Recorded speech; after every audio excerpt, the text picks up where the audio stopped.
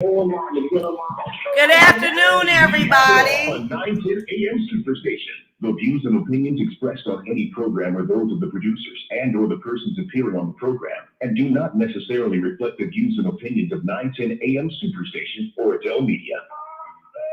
Good afternoon, everybody. Good afternoon, everybody. This is Vonda Evans. Listen, you know what? I am on StreamYard. I hope that you all can see me. I think that it's going good. I'm about to touch this up.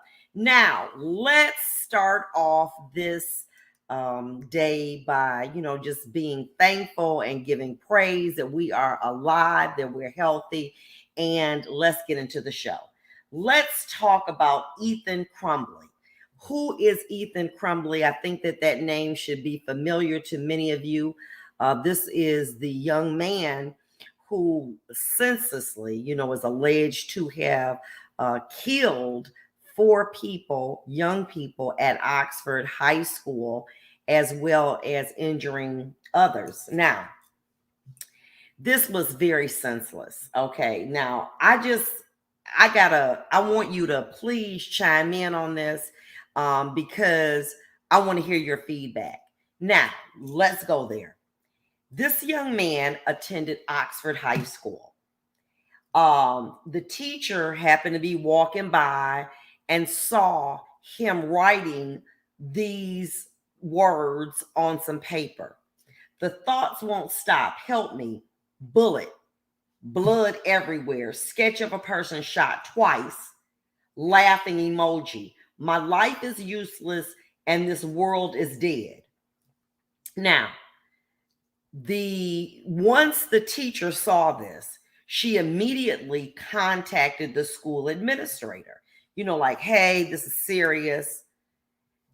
Now, after they had a discussion with the parents, Jennifer and James Crumbley, they said that he could not come back to school and that within 48 hours, he had to be enrolled in counseling. Okay? Then we know that this unfortunate situation occurred. Now, let me explain this to you. I have had situations as a judge and a prosecutor where things would happen in the city of Detroit. Say, for instance, boy grabs girl's butt, horseplay, but it's inappropriate. The law requires that if that child reports or it comes to the authorities' knowledge that there's something inappropriate or illegal, they have a responsibility to contact the police.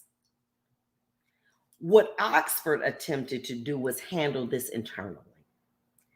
I understand that this is obviously some young man who does need help, mental help, and I do believe that will come out. The issue becomes one of, had this happened in Detroit, they'd have called the police because they would be required to, because everyone in the school system is required to if there's something going on. Now, let me explain this to you. When a young person, expresses concerns like this, you have to take it seriously.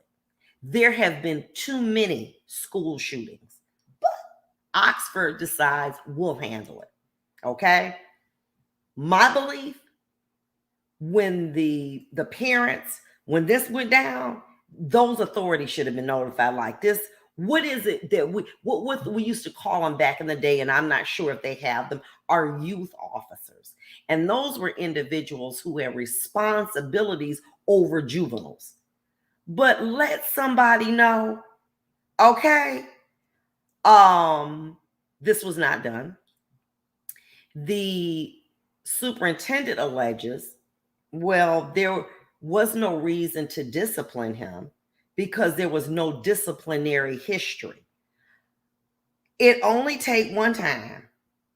And when you see someone doing this type of behavior, it may happen that he was calling out for help.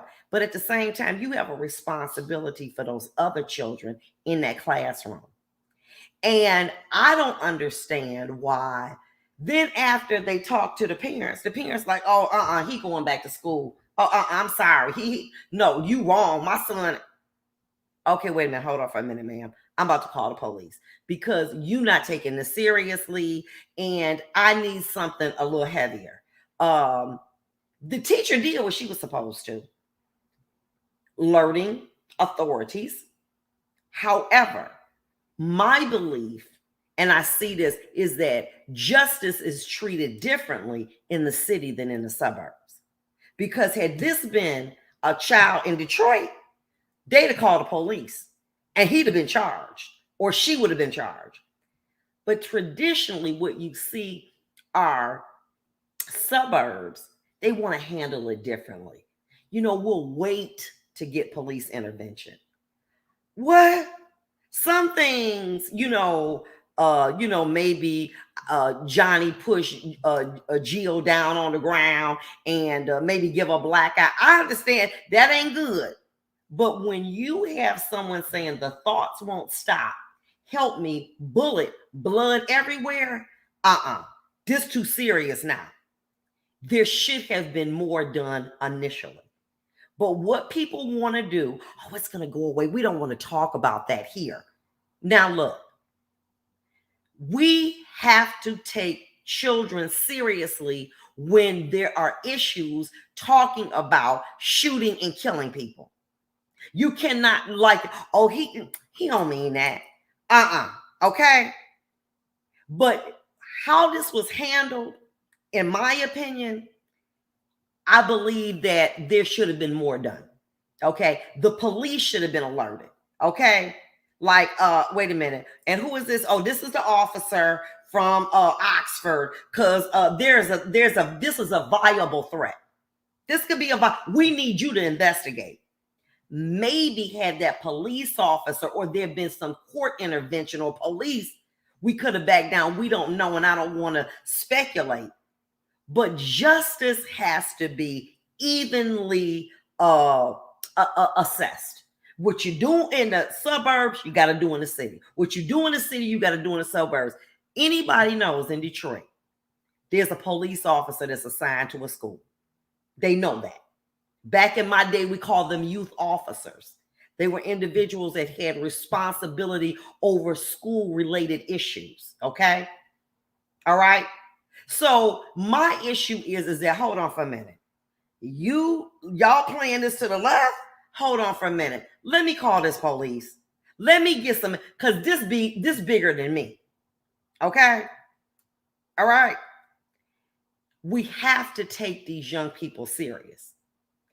Maybe it turned out that it wouldn't have been it. My feeling is this, and it's simple. It's better to have it and not need it than to need it and not have it. We've had people talk about as well,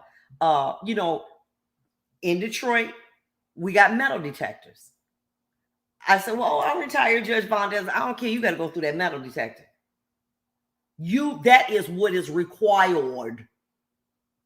We need to get them everywhere. We need to get them everywhere. As you all know, I don't live in the city anymore, but I had an opportunity to visit my mother. Speed bumps everywhere, from my mother's house to my former mother-in-law's house to people I know in the city. Speed bumps, because you need it uniformly. You can't say, well, this area needed this area. Put it all there. We need to put those metal detectors in them schools, and we need to be able to say, if somebody even says something about somebody gonna kill some, ain't no you gonna get some counseling within 48 hours, or you can return. No, sister or brother, you can't come back up in here. You should then be expelled, because you are then threatening people. It should be something serious going on.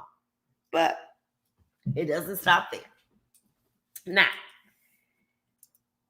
then we know that this mother was celebrating or bragging that when the gun was purchased, that she and the son were going to go try it out.